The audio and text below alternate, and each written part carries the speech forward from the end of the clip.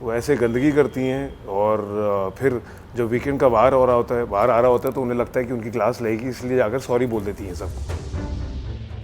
निमृत की कोई गेम ही नहीं है, उसकी कोई इन्वॉल्वमेंट ही नहीं है, वो सिर्फ लाइमलाइट में और चर्चा में इसीलिए थी क्योंकि अब्दू था।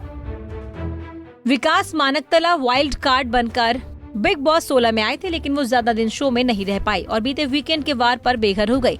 वहीं अब विकास ने प्रेस कॉन्फ्रेंस की जिसमें एक्टर ने अर्चना गौतम के बारे में बात की।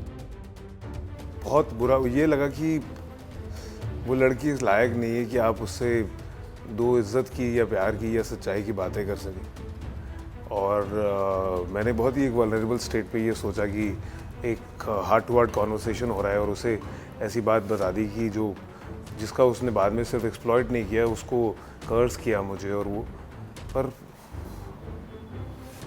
पता नहीं, मुझे बहुत हर्ट हुआ था उस टाइम। मैं हंस के मैंने कोशिश की कि वो चुप हो जाए और लाउड होकर, बट जब बैठा तो मुझे लगा यार ये कैसी इंसान है, मतलब ये इसकी कोई हद नहीं है। आप हर बार सोचे कि इतनी घटिया हुई है, इतना नीचे गई है, पर वो अगली बार और भी ज़्यादा नीचे जाकर दिखाती है कि वो अंदर से कैसी इंसान है। तो उस पॉइंट के बाद मुझे लगा कि ये तो इस इंसान के साथ मैं अब एक मिनट भी अपना वेस्ट नहीं करना चाहूँगा। और इसीलिए उसके बाद मैंने वो, जब उनका एक पैटर्न है, वो ऐसे गंदगी करती हैं और फिर जब वीकेंड का बाहर आ रहा होता है तो उन्हें लगता है कि उनकी क्लास लगेगी, इसलिए जाकर सॉरी बोल देती हैं सबको। ये पैटर्न है, आप सबके साथ नोटिस कीजिएगा, वो सबके साथ करती हैं। तो जब वो मेरे पास आई तो मैंने उनको बोला मैं आप पे ट्रस्ट ही नहीं करता हूँ। आप अभी जो झूठा सॉरी बोल रही हैं मैं उसे एक्सेप्ट भी कर लूँ, बट अगर आप जाके दोबारा करके फिर सॉरी बोलेंगी तो क्या फ़ायदा है। तो I don't trust you anymore. Vikas का गुस्सा सिर्फ अर्चना पर ही नहीं उतरा बल्कि शिव ठाकरे पर भी भड़ास निकाली। विकास का कहना है कि उनका टारगेट शिव नहीं था। शिव के बारे में मालूम था कि उसने जो किया बाहर और बिकॉज मराठी में किया, तो भी मैंने ऐसी कोई चीज़ नहीं सोची कि उसको टारगेट करना है। इसलिए जब उसने पहले जाते ही वीक में पहले ही टास्क में चीखना शुरू किया तो मेरे को कहता दिखाता हूँ बाहर तो आ। मैंने कहा क्यों, तूने यहाँ पर कभी किसी को हाथ नहीं उठाया? तो उसको समझ आ गया और वो मैं क्या चुप हो गया, क्योंकि मुझे टारगेट नहीं करना था। अगर करना होता तो मैं उसको कभी पता ही नहीं लगने देता कि मुझे पता था, और सीधा ही फिर उसको बम फोड़ के सबके सामने करता ताकि फिर हर कोई उसे नॉमिनेट करता। मैंने ऐसा बिल्कुल नहीं किया क्योंकि वो टारगेट था ही नहीं मेरा। फिर उसने अगले 2 हफ्ते चुप्पी साधी और स्वीट रहा मेरे साथ, पर जैसे ही 3rd वीक में दोबारा से उसने ये गंदी गेम शुरू करी कि हम वॉशरूम के बाहर थे और मैं अंदर था और वो बाहर वेट कर रहा था। उसने जान के क्यों का मुद्दा बना के और ऐसा कहा कि अच्छा जो बात मैंने कही भी नहीं उसको कहा अच्छा हाँ ठीक है मुझे पता लग गया, अरे सब ने देख लिया, रहने दो। और फिर वो अगर आप देखें तो वो आपसे बात नहीं करता है, वो जान के कैमरे में फीड करता है ऑडियंस को जैसे बता रहा है, और अपने झूठ को मास्क करके सच बताना चाह रहा है एक भोली शक्ल से। तो फिर दोबारा से जब उसने ये चीज़ अर्चना के सामने भी की कि हाँ अरे तू तो बहन है मेरी, जब शिव साजिद जी उसको उसके साथ कनेक्ट कर रहे थे, तो मुझे लगा यार तू कितना झूठा इंसान है यार। और तब भी मैंने ये नहीं कहा अर्चना को कि देख ये सच्चाई है। मुझे ये नहीं था कि मैंने ना ही पास के बारे में मैं ज़्यादा डिटेल्स में गया। मुझे लगा कि अगर एक इंसान कहता है कि उसके लिए ये बिग बॉस का जो मंच है वो इतना ज़्यादा मायने रखता है और ऑलमोस्ट पूजा है उसने, ये उसको शिद्दत से मांगा है, तो उसके साथ तो ऐसा एक्सपीरियंस हुआ है जब उसने काटा और उसको एविक्ट हो रहा था तो किसी ने उस पर तरस खा के या अपनी अच्छे दिल की वजह से, अपनी सच्चाई की वजह से उसको एविक्ट होने से बचा लिया। पर इसने तो सिर्फ ऐसा नहीं हुआ कि उसके साथ वो इंस्टेंस हुआ, उसने उसको बाकायदा प्लॉट किया उस इंस्टेंस को अर्चना के अगेंस्ट, जैसे सलमान सर ने भी कहा था। और वो प्लॉट करने के बाद जब वो उस मुद्दे पे पहुंचा और ऐसे ऐसे करके कर और फिर जब आया टाइम उसका डिसीजन लेने का तो उसने फिर भोली शक्ल से बोला नहीं सर कर दीजिए, नहीं तो ये बाकी सब भी गलत करेंगे। अरे तुम इससे भी ज़्यादा गलत करते आए हो, तुम्हारे साथ ऐसा हुआ है, तो इतनी इंसानियत तो रखो कि उसके लिए भी क्या मायने रख सकती है, गेम है, हर कोई वहाँ जीतने आया है, तो कितनी इंपॉर्टेंट है।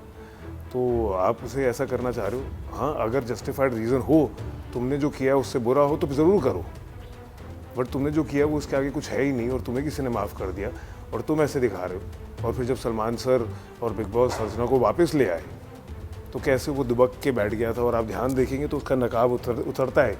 ऐसे इंस्टेंसेस में बहुत बार उसकी सच्चाई दिखती है, और जो वो भोला नकाब पहन के दुनिया को बेवकूफ़ बनाता है कि मैं तो बहुत सच्चा हूँ, कॉमन में से हूँ और सबके में ही हूँ और यहाँ खड़ा हूँ, ये सब उसका एक जो ढोंग है वो धीरे धीरे सामने आता है। जैसे वो उस दिन भी आया सामने जब उसने कोशिश की, ऐसे ही करके वो, अगर आप कोई भी मुद्दे में देखेंगे तो वो किसी को बात पूरी नहीं करने देता है। वो ऊंचा ऊंचा करके हाँ पता लग गया, ऐसे कर लिया, देख लिया, ऑडियंस ने देख लिया, जान जान के ऐसे दिखाता है ताकि उसकी सच्चाई बाहर ना आ जाए।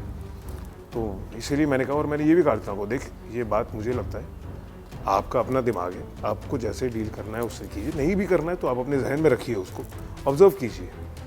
और जो उनको सही लगा उन्होंने किया। अगर मुझे उसको टारगेट करना होता तो मैं तो बेवकूफ़ होता कि उसको पता भी लगने देता कि मुझे ये पता है। उन्होंने कहा कि निम्रत की अपनी कोई गेम नहीं, अब्दू के कारण ही वो चर्चा में थी। निम्रत की कोई गेम ही नहीं है, उसकी कोई इन्वॉल्वमेंट ही नहीं है। वो सिर्फ लाइमलाइट में और चर्चा में इसीलिए थी क्योंकि अब्दू था।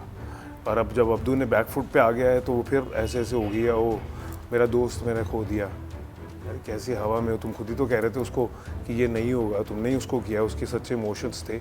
और ठीक है वो रियलिटी है, आप दोनों का फ्यूचर अगर नहीं है आपको लगता, बट जब वो उस चीज़ पे फॉलो भी कर रहा है तब आप उल्टी गेम क्यों खेल रहे हो? और आपके पास कुछ है ही नहीं करने के लिए।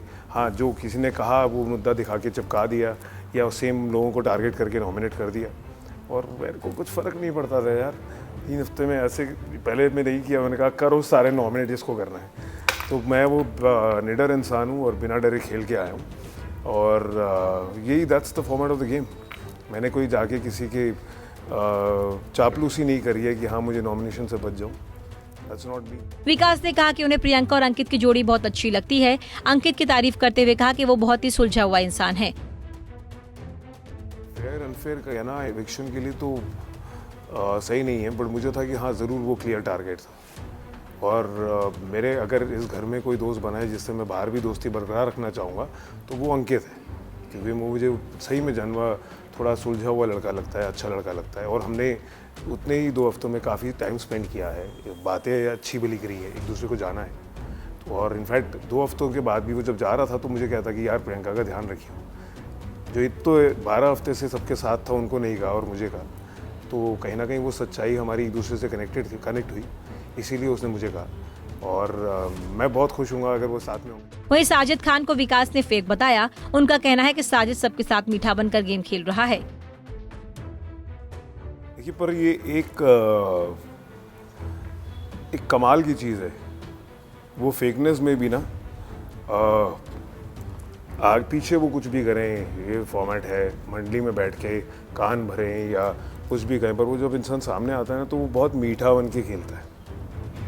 और वो मुझे कहीं ना कहीं मैं अप्रिशिएट करता हूँ वो चीज़ को कि आप खेल रहे हैं गेम, आप मास्टरमाइंड है, आप ही घुमा रहे हैं।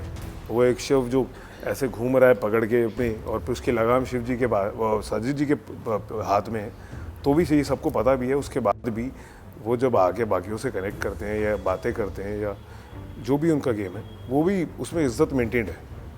अनलेस वो अर्चना के साथ है कि उसके साथ तो कोई इज्जत कर ही नहीं पाता है बिकॉज ऑफ हर।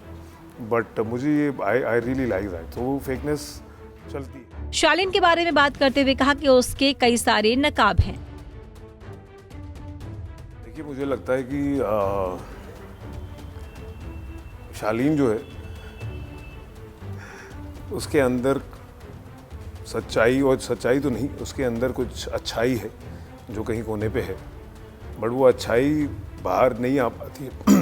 बहुत ही छोटे छोटे इंस्टेंसेस में बाहर आती है, और उसके ऊपर इतने सारे नकाब उसने डाले हुए हैं जो ऑल्टरनेट रियलिटीज़ की हैं।